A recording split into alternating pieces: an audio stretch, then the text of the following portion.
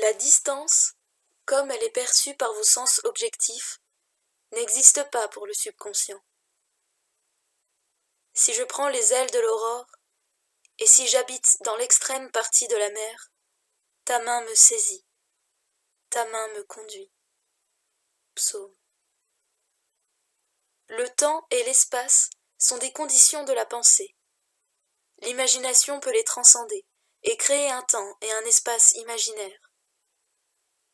Bien qu'éloigné physiquement d'un lieu par des milliers de kilomètres, vous pouvez mentalement y vivre comme si vous y étiez. Votre imagination peut facilement transformer l'hiver en été, New York en Miami, et ainsi de suite. Que l'objet de votre désir soit près ou loin, les résultats seront les mêmes. Sur le plan du subconscient, l'objet de votre désir n'est jamais loin, jamais hors de portée. Son évidente proximité le soutire à l'observation par les sens. Il s'affiche dans la conscience, et la conscience est plus près que votre souffle, plus près que vos mains et vos pieds. Que l'objet de votre désir soit près ou loin, les résultats seront les mêmes. Sur le plan du subconscient, l'objet de votre désir n'est jamais loin, jamais hors de portée. Son évidente proximité le soutire à l'observation par les sens. Il s'affiche dans la conscience, et la conscience est plus près que votre souffle, plus près que vos mains et vos pieds. La conscience est la seule et unique réalité. Tout phénomène est créé à partir de la même substance qui vibre à des niveaux différents.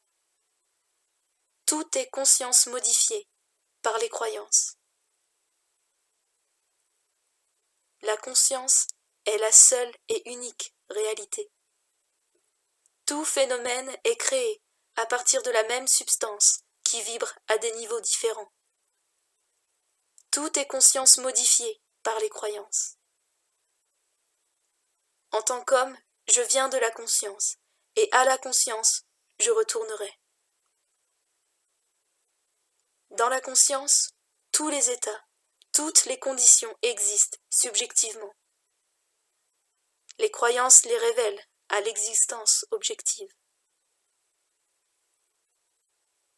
Dans la conscience, tous les états, toutes les conditions existent subjectivement. Les croyances les révèlent à l'existence objective. La seule chose qui nous empêche de faire avec succès une impression dans le subconscient d'une personne éloignée ou de transformer là-bas en ici, c'est notre habitude de considérer l'espace comme un obstacle.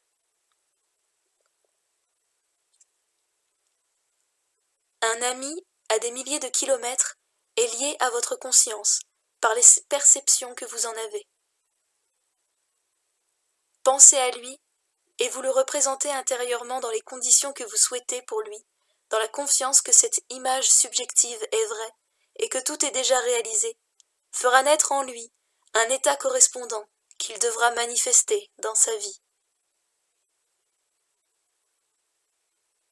Un ami à des milliers de kilomètres est lié à votre conscience par les perceptions que vous en avez. Pensez à lui et vous le représentez intérieurement dans les conditions que vous souhaitez pour lui, dans la confiance que cette image subjective est vraie et que tout est déjà réalisé, fera naître en lui un état correspondant qu'il devra manifester dans sa vie. Les résultats seront aussi évidents que la cause elle-même demeure cachée. L'ami exprimera l'état qui lui aura été inspiré intérieurement, mais il restera inconscient de la cause réelle de son action. Votre illusion du libre arbitre n'est rien d'autre que l'ignorance des causes qui vous poussent à agir. L'ami exprimera l'état qui lui aura été inspiré intérieurement, mais il restera inconscient de la cause réelle de son action. Votre illusion du libre arbitre n'est rien d'autre que l'ignorance des causes qui vous poussent à agir. Le succès des prières repose sur votre attitude mentale, non sur l'attitude du sujet pour lequel vous priez. Ce dernier n'a pas le pouvoir de résister aux suggestions subjectives, contrôlées, que vous lui faites, à moins que l'état que vous décrétiez pour lui ne lui semble pas possible, ou qu'il ne le souhaite pas pour les autres.